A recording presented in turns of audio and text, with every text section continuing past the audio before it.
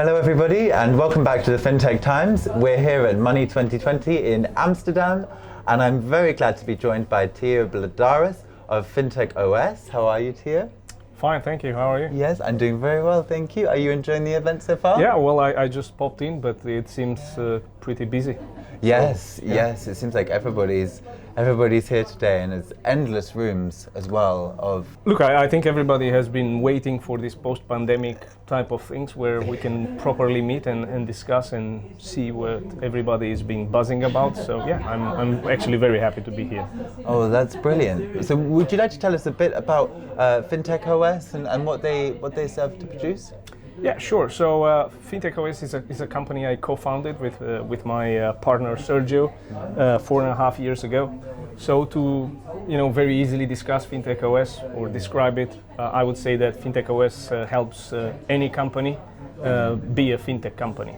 So we're basically working with incumbent banks and incumbent insurers, but also with retailers, telcos, e-commerce players, agriculture, utility players, and help them launch better, faster, cheaper financial services, personalized financial services.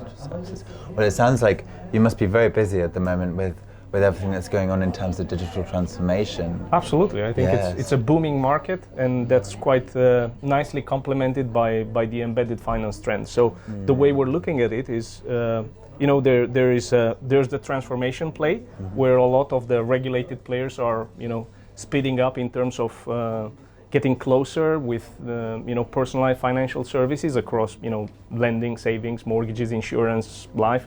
But there's also quite a vibrant market in terms of embedded finance that it's catching up and is probably going to be a bigger trend, we believe, in the next 3 to 5 years.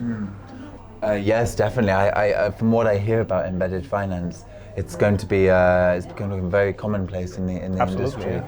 Yes, we're going to get on to embedded finance, thankfully. But I wanted to ask you about the digital transformation journey that a lot of these firms are embarking on, and for good reason too, because fintech and especially the use of technology has become so widespread. Sure. And a lot of financial service providers that embark on this journey to digital, 70% of them actually end up failing. And I was just wondering, what was your take on why a digital transformation fails? Well, I think first and foremost, I would be more optimistic, Tyler, because I think, if we keep talking about the transformation, but in reality, I'm hardly seeing any bank becoming extinct, right? So I would say let's chop the transformation piece, understand that the innovation is a way of life, and also acknowledge that a lot of the players in the industry are doing, reasonably well, since they are still here, since they still have customers, and they are still top of mind. However, if I would point at something that I believe needs to be heavily improved, is the way we look at the end-to-end customer journeys. What we've seen in the past, where not so successful programs, is when the incumbents, they tend to look at the tip of the iceberg. So they have they invest in a good user experience, a good customer experience, but behind the underlying processes, the core processes or the originations and the overall product and services are not transformed. We at Fintech OS, we have had extensive experience with helping incumbents transform or launch this end-to-end customer journeys that not only have a great customer experience, but also allow them to differentiate in the market with this personalized type of financial services and follow on through the better cost of operations by automating their core processes. And that is actually why we have been able to acquire I guess more than 40 worldwide customers in the banking industry in just 3 years. Well, that's an incredible achievement, and you're absolutely right in that we should maybe take a bit more of a glass half full approach to digital transformation, and that's something that the services of Fintech OS are really looking to accommodate.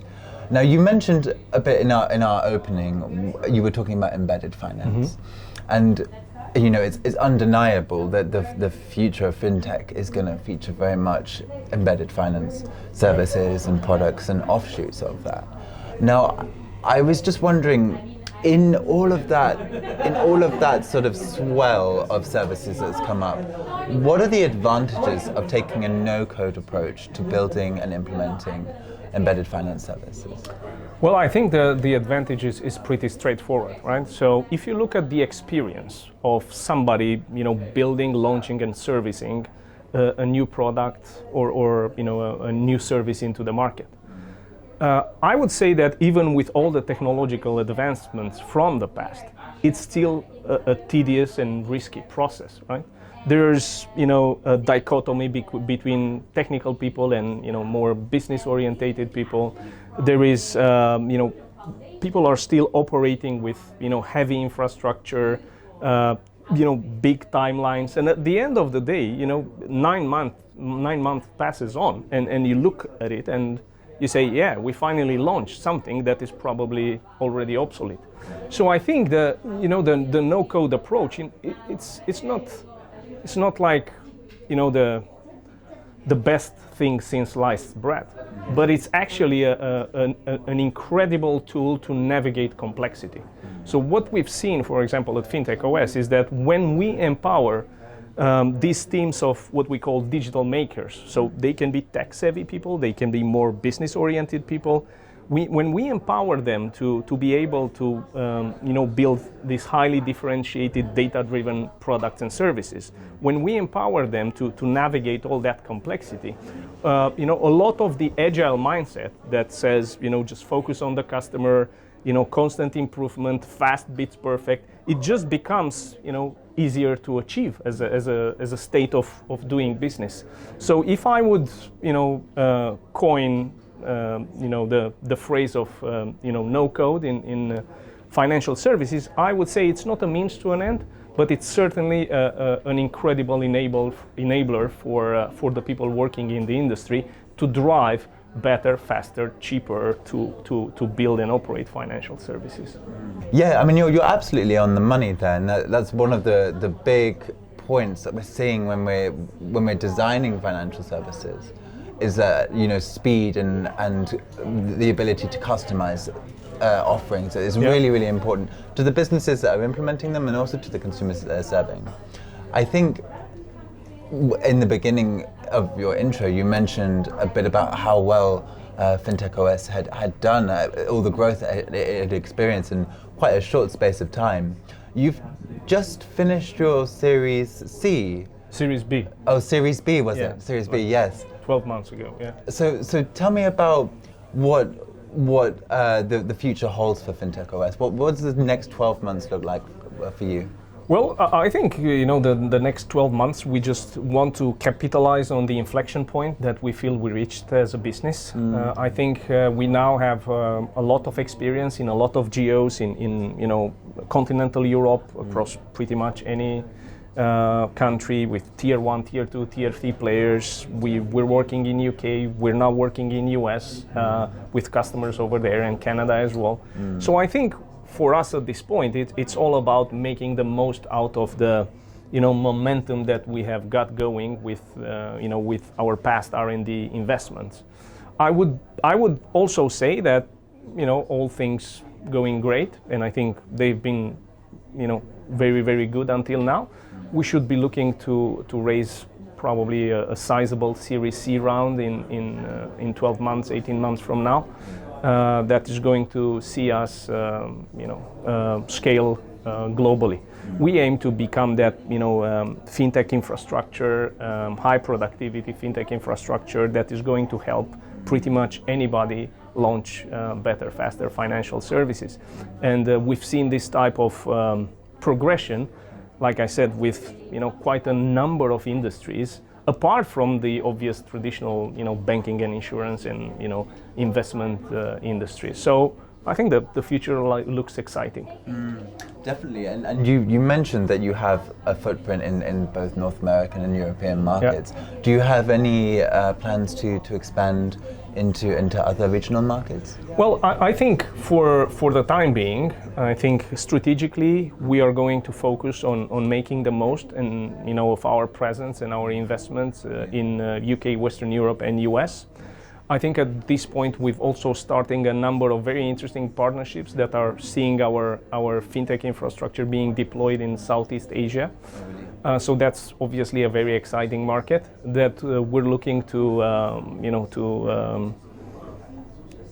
to do business in over the next 12 to 18 months as well, right? But as of now, the focus is going to be Europe and US. Well, the sky very much seems to be the limit for Fintech OS. And you mentioned that you just arrived at Money 2020. Who are you looking forward to seeing here?